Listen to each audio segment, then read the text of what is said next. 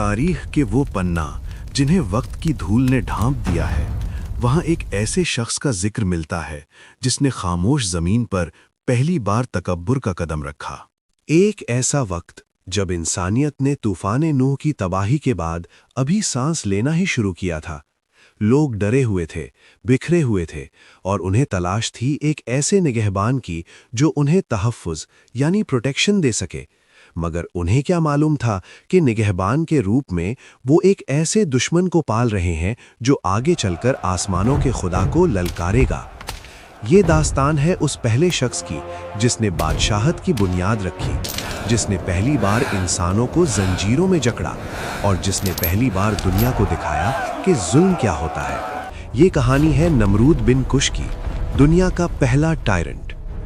कदीम ज़माने में इराक़ के इलाके बाबिल में एक ताकतवर बादशाह हुकूमत करता था। उसकी कौम बतों की पूजा करती थी।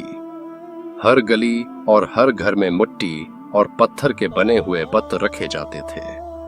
लोग उन्हीं से रिज़्क़ मांगते, उन्हीं के सामने झुकते और उन्हीं से उम्मीदें लगाते थे। उसी माहौल में अल्लाह ताला ने अपने अजीम नबी हज़रत इब्राहीम अलैहिस्सलाम को पैदा फरमाया। And laid him in a manger. आप बचपन ही से गौर व फिक्र करने वाले थे। जब आपने अपनी कौम को बतों के सामने झुकते देखा तो आपके दिल में सवाल पैदा हुआ कि ये बत न सुनते हैं, न बोलते हैं, न हरकत करते हैं, फिर ये माबूद। हजरत इब्राहीम अलैहिस्सलाम ने चांद, सितारों और सूरज पर भी गौर किया। मगर जब वो सब ग्रुप हो गए तो आपने फरमाया कि मैं उनसे मोहब्बत नहीं करता जो डूब जाते हैं। मेरा रब वो है जिसने जमीन व आसमान को पैदा किया। फिर आपने अपनी कौम को खलम खुला तौहीद की दावत देना शुरू की। आपने मगर कौम ने इनकार कर दिया और आपका मजाक उड़ाया। एक दिन शहर में एक बड़ा मेला था और सब लोग शहर से बाहर चले गए। हजरत इब्राहीम अलैहिस्सलाम मौका पाकर माबद में दाखिल हुए। वहां बड़े और छोटे बेशुमार बित रखे हुए थे। हजरत इब्राहीम अलैहिस्सलाम ने फरमाया, तुम खाते क्यों नहीं, तुम बोलते क्यों नहीं?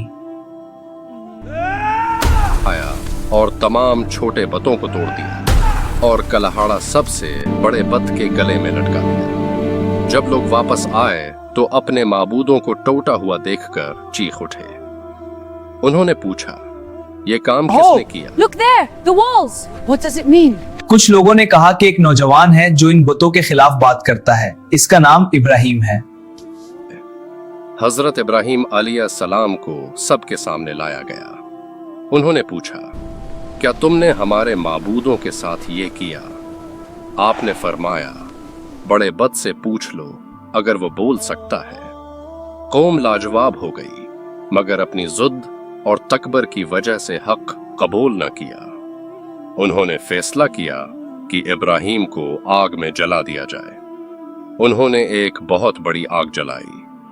आग इस कदर शदीद थी कि कोई इसके करीब नहीं जा सकता था। तैयार की और हजरत इब्राहीम अलैहिस्सलाम को उसमें रखकर आग की तरफ और हजरत इब्राहीम अलैहिस्सलाम को उसमें रखकर आग की तरफ फेंक दी। हुक्म दिया, ऐ आग, इब्राहीम पर ठंडी और सलामती वाली हो जा। अल्लाह के हुक्म से आग ठंडी हो गई और हजरत इब्राहीम अलैहिस्सलाम बिल्कुल महफूज रहे।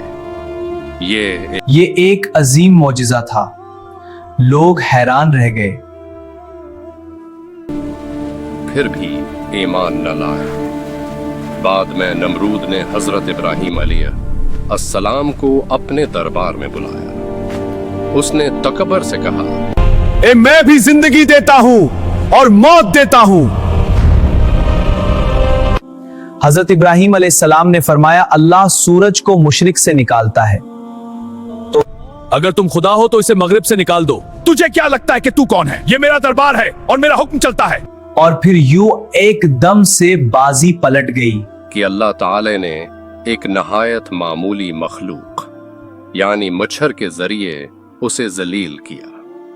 वो तकलीफ में मुब्तला हुआ और बल आखिर हलाक हो गया। हजरत इब्राहीम अलैहिस्सलाम ने हिजरत की और तौहीद का पैगाम दुनिया तक पहुंचाया। ये वाक़या हमें सिखाता है कि हक हमेशा गालिब रहता है, चाहे बातिल कितना ही ताकतवर क्यों ना हो।